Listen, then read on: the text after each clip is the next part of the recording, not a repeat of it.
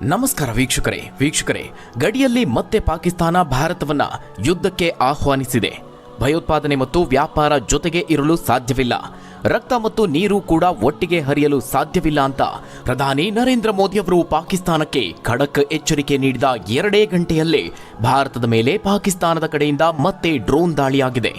ಯುದ್ಧದ ಕದನ ವಿರಾಮ ಘೋಷಣೆಯಾದ ಬೆನ್ನಲ್ಲೇ ಪಾಕಿಸ್ತಾನ 2ನೇ ಬಾರಿಗೆ ಕದನ ವಿರಾಮವನ್ನ ಮುರಿದಿದೆ.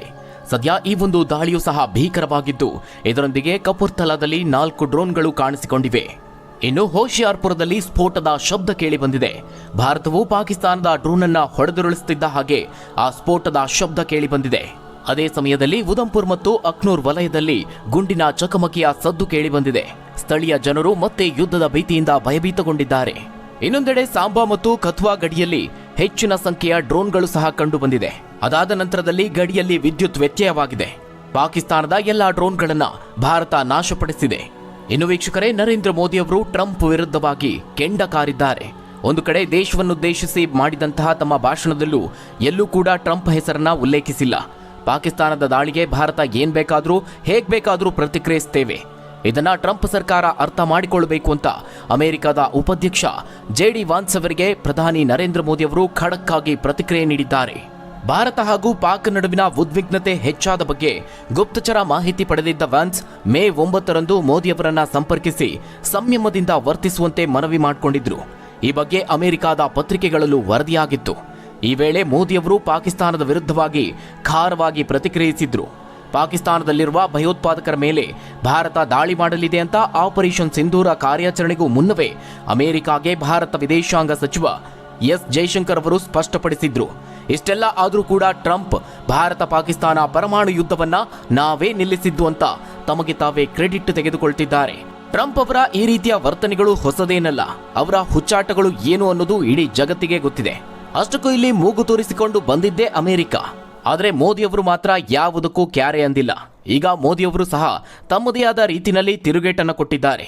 ಇನ್ನು ಪ್ರಧಾನಿ ಮೋದಿಯವರು ಮಾತನಾಡ್ತಾರೆ ಅಂತ ಗೊತ್ತಾದ ಕೂಡಲೇ ಆತ ಟ್ರಂಪ್ ಮತ್ತೊಂದು ಹೇಳಿಕೆಯನ್ನ ನೀಡ್ತಾರೆ.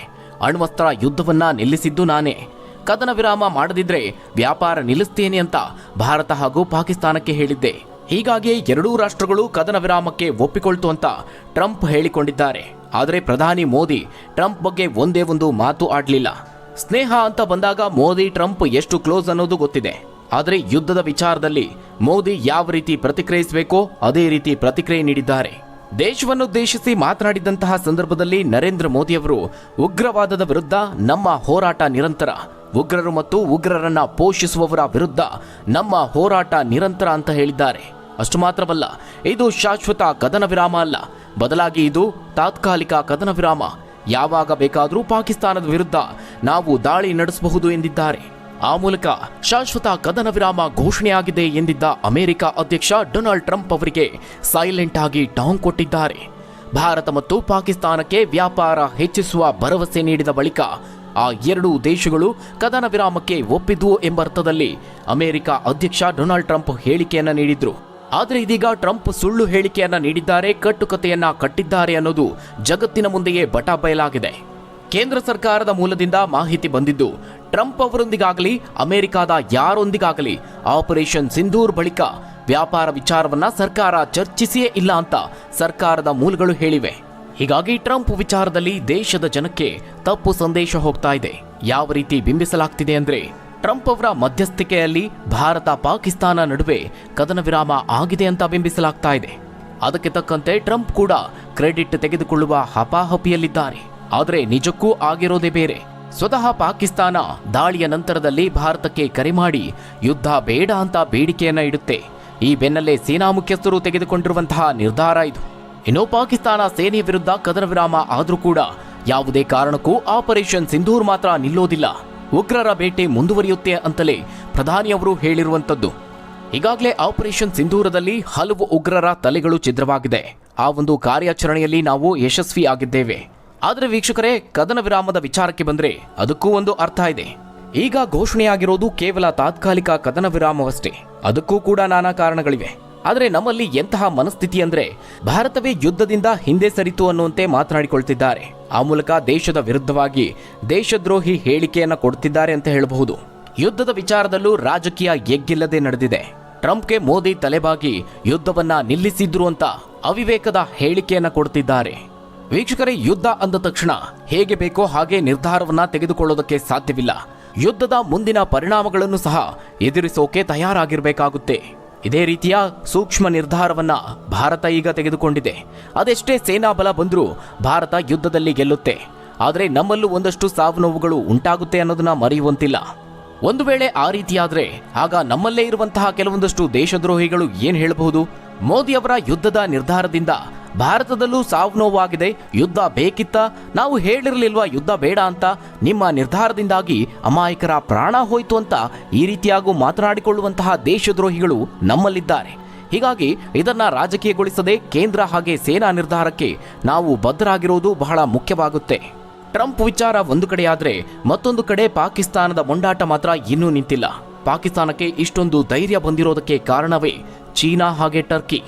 ಭಾರತದ ವಿರುದ್ಧದ ಸಂಘರ್ಷದಲ್ಲಿ ಪಾಕಿಸ್ತಾನಕ್ಕೆ ಚೀನಾ, ಟರ್ಕಿ ದೇಶಗಳು ಬಹಿರಂಗ ಬೆಂಬಲವನ್ನ ಘೋಷಿಸಿದ್ವು. ಇದೀಗ ಕೇವಲ ಬೆಂಬಲ ಮಾತ್ರ ಅಲ್ಲ, ಆ ದೇಶಗಳಿಂದ ಶಸ್ತ್ರಾಸ್ತ್ರಗಳು ಸಹ ಪೂರೈಕೆ ಆಗಿರೋದು ಗೊತ್ತಾಗಿದೆ.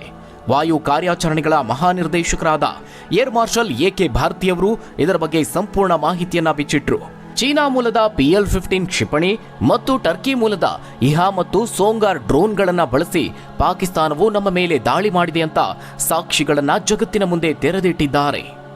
ಇದೆಲ್ಲವೂ ಒಂದು ಕಡೆಯಾದ್ರೆ ಇನ್ನು ದೇಶದ ಹೊರಗಿನ ಅಂದರೆ ಪಾಕಿಸ್ತಾನದಲ್ಲಿ ಈ ಕದನ ವಿರಾಮವನ್ನ ಉಗ್ರನೋರ್ವ ಪಾಕಿಸ್ತಾನದ ನಗರದೆಲ್ಲೆಡೆ ರ್ಯಾಲಿ ಮಾಡುವ ಮೂಲಕವಾಗಿ ಭಾರತದ ವಿರುದ್ಧ ಪಾಕಿಸ್ತಾನ ಜಯಗಳಿಸಿದೆ ಅಂತ ಸಂಭ್ರಮಿಸಿದ್ದಾನೆ.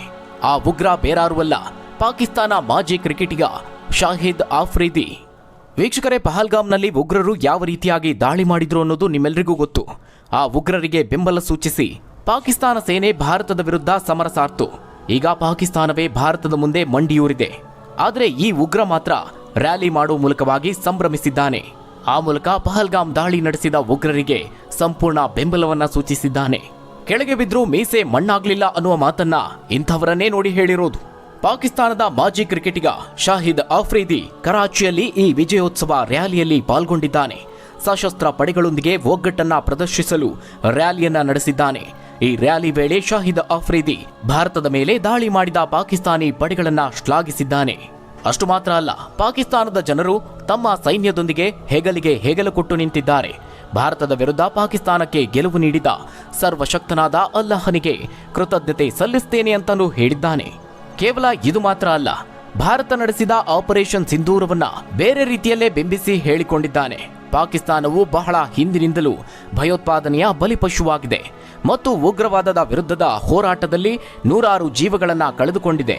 ಭಾರತದ ವಿರುದ್ಧದ ಬನಿಯನ್ ಅನ್ ಮರ್ಸೂರ್ ಕಾರ್ಯಾಚರಣೆಯಲ್ಲಿ ಪಾಕಿಸ್ತಾನ ಸಶಸ್ತ್ರ ಪಡೆಗಳು ತಮ್ಮ ಶಕ್ತಿ ಮತ್ತು ಸ್ಥಿತಿಸ್ಥಾಪಕತ್ವವನ್ನ ಸಾಬೀತುಪಡಿಸಿವೆ ಅಂತ ಅಫ್ರಿದಿ ಹೇಳಿಕೊಂಡಿದ್ದಾನೆ.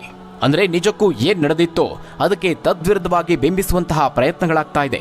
ಇವರು ನಿಜಕ್ಕೂ ಭಯೋತ್ಪಾದನೆಯ ವಿರುದ್ಧ ಇದ್ದಿದ್ರೆ ಸ್ವತಃ ಪಾಕಿಸ್ತಾನದ ಸೇನೆನೇ ಉಗ್ರರ ನೆಲೆಗಳನ್ನ ಧ್ವಂಸಗೊಳಿಸಬಹುದಿತ್ತು, ಅಥವಾ ಭಾರತ ಆ ಕೆಲಸ ಮಾಡಿದಂತಹ ಸಂದರ್ಭದಲ್ಲಿ ಅದಕ್ಕೆ ಬೆಂಬಲಿಸಬಹುದಾಗಿತ್ತು. ಆದರೆ ಪಾಕಿಸ್ತಾನ ಏನ್ ಮಾಡ್ತು? ಭಯೋತ್ಪಾದಕರಿಗೆ ಬೆಂಬಲವನ್ನ ಕೊಡ್ತು. ಈಗ ಮಾಜಿ ಕ್ರಿಕೆಟಿಗ ಶಾಹಿದ್ ಆಫ್ರಿದಿ ಕೂಡ ಉಗ್ರ ಚಟುವಟಿಕೆಯಲ್ಲಿ ತೊಡಗಿಕೊಂಡಂತಾಗಿದೆ. ಅನ್ನ ತಿಂದ ಮನೆಗೆ ದ್ರೋಹ ಬಗೆಯುವಂತಹ ಕೆಲಸವನ್ನ ಮಾಡುತ್ತಿದ್ದಾನೆ. ವಿಕಾರಿಯಾಗಿದ್ದ ಪಾಕಿಸ್ತಾನ ಕ್ರಿಕೆಟ್ ಮಂಡಳಿಗೆ ಭಾರತ ಕ್ರಿಕೆಟ್ ಆಡುವಂತಹ ಅವಕಾಶವನ್ನ ಕಲ್ಪಿಸಿಕೊಡ್ತು. ಭಾರತದಲ್ಲಿ ಕ್ರಿಕೆಟ್ ಆಡಿ ಅದರಿಂದ ಬಂದಂತಹ ಹಣದಲ್ಲಿ ಶಾಹಿದ್ ಆಫ್ರಿದಿ ಅನ್ನ ತಿಂದು ಈಗ ಭಾರತದ ವಿರುದ್ಧನೇ ಉಗ್ರ ಚಟುವಟಿಕೆಯಲ್ಲಿ ತೊಡಗಿಕೊಂಡಿದ್ದಾನೆ. ಇನ್ನು ವೀಕ್ಷಕರೇ, ಗಡಿ ಪ್ರದೇಶಗಳಲ್ಲಿ ಉದ್ವಿಗ್ನತೆ ಇನ್ನೂ ಮುಂದುವರೆದಿದೆ. ಪ್ರಧಾನಿ ನರೇಂದ್ರ ಮೋದಿ ಅವರು ಆಪರೇಷನ್ ಸಿಂಧೂರ್ ಇನ್ನೂ ಮುಗಿದಿಲ್ಲ, ಗಡಿಯಲ್ಲಿ ಬಾಲ ಬಿಚ್ಚಿದ್ರೆ ಮತ್ತೆ ದಾಳಿ ಮಾಡೋದಾಗಿ ಪಾಕಿಸ್ತಾನಕ್ಕೆ ಖಡಕ್ ಎಚ್ಚರಿಕೆ ಕೊಟ್ಟಿದ್ದಾರೆ. ಇದರ ನಡುವೆ ಪಾಕ್ ಪುಂಡಾಟ ಮಾತ್ರ ಇನ್ನೂ ನಿಂತಿಲ್ಲ ಅಂತ ವರದಿಯಾಗಿದೆ. ಗಡಿಯಲ್ಲಿ ಒಂದು ರೀತಿ ಗೊಂದಲದ ಪರಿಸ್ಥಿತಿ ಇದೆ. ಗಡಿಯಲ್ಲಿ ಇನ್ನೂ ಕೆಲವು ಗೊಂದಲಗಳಿರುವ ಕಾರಣ ಇವತ್ತು ಏರ್ ಇಂಡಿಯಾ ಮತ್ತು ಇಂಡಿಗೋ ವಿಮಾನಯಾನ ಸಂಸ್ಥೆಗಳು ಜಮ್ಮು, ಅಮೃತ್ಸರ, ಚಂಡೀಗಢ, ಲೇಹ್, ಶ್ರೀನಗರ ಮತ್ತು ರಾಜ್ಕೋಟ್ಗೆ ಹೋಗುವಂತಹ ವಿಮಾನಗಳನ್ನು ರದ್ದುಗೊಳಿಸಿವೆ. ಗಡಿಯಲ್ಲಿ ಅಲ್ಪ ಪ್ರಮಾಣದ ದಾಳಿಗಳಾಗಿದ್ರೂ ಕೂಡ ಕದನ ವಿರಾಮದ ನಂತರ ಪರಿಸ್ಥಿತಿ ನಿಯಂತ್ರಣಕ್ಕೆ ಬಂದಿದೆ. ಕದನ ವಿರಾಮದ ಮಧ್ಯೆ ತಡರಾತ್ರಿಯಲ್ಲಿ ಭಾರತೀಯ ಸೇನೆಯು ಯಾವುದೇ ಶತ್ರು ಡ್ರೋನ್ ಬಗ್ಗೆ ಯಾವುದೇ ಮಾಹಿತಿ ಇಲ್ಲ ಅಂತ ತಿಳಿಸಿದೆ. ಪರಿಸ್ಥಿತಿ ಶಾಂತವಾಗಿದ್ದು ಸಂಪೂರ್ಣವಾಗಿ ನಿಯಂತ್ರಣದಲ್ಲಿದೆ. ಇದು ಸ್ಥಳೀಯ ಜನರಿಗೆ ಸ್ವಲ್ಪ ಸಮಾಧಾನವನ್ನ ತಂದಿದೆ. ಇನ್ನು ಪಾಕಿಸ್ತಾನದ ಪಾಪಿ ಕೃತ್ಯಕ್ಕೆ ಆ ಪ್ರಕೃತಿಯೇ ಮುನಿಸಿಕೊಂಡಿದೆ. ಆಪರೇಷನ್ ಸಿಂಧೂರ್ ಬಳಿಕ ಪಾಕಿಸ್ತಾನದ ಮೇಲೆ ಪ್ರಕೃತಿಯೂ ಸಹ ದಾಳಿ ಮಾಡಿದೆ. ನಿನ್ನೆ ಪಾಕಿಸ್ತಾನದ ವಿವಿಧ ಕಡೆಗಳಲ್ಲಿ 4.6 ತೀವ್ರತೆಯ ಭೂಕಂಪ ಆಗಿದೆ. ಕಳೆದ 3 ದಿನಗಳ ಅವಧಿಯಲ್ಲಿ ಪಾಕಿಸ್ತಾನದಲ್ಲಿ 3ನೇ ಬಾರಿಗೆ ಭೂಕಂಪವಾಗಿದೆ. ಪಾಕಿಸ್ತಾನದ ಪಂಜಾಬ್ ಪ್ರಾಂತ್ಯದ ಪಿರ್ಜೋಂಗಲ್ ಬಳಿ ಮಧ್ಯಾಹ್ನ 1:26 ಸುಮಾರಿಗೆ ಭೂಕಂಪ ಸಂಭವಿಸಿದೆ ಅಂತ ರಾಷ್ಟ್ರೀಯ ಭೂಕಂಪಶಾಸ್ತ್ರ ಕೇಂದ್ರ ನಿರ್ದೇಶಕ ಒಪಿ ಮಿಶ್ರಾ ಅವರು ತಿಳಿಸಿದ್ದಾರೆ.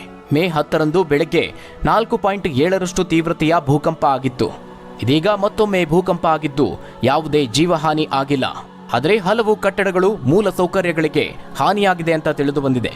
ಇನ್ನು ಇತ್ತೀಚೆಗೆ ಭಾರತದೊಂದಿಗೆ ಸೇನಾ ಕಾರ್ಯಾಚರಣೆಯಲ್ಲಿ ತೊಡಗಿದ ಪಾಕಿಸ್ತಾನದಲ್ಲಿ ಕೆಲವು ಅಸ್ವಾಭಾವಿಕ ಘಟನೆಗಳು ಭೂಕಂಪಿಸಿರುವ ಬಗ್ಗೆ ಸೋಷಿಯಲ್ ಮೀಡಿಯಾಗಳಲ್ಲಿ ಪೋಸ್ಟ್ಗಳು ಕಂಡು ಬರ್ತಾ ಇದೆ.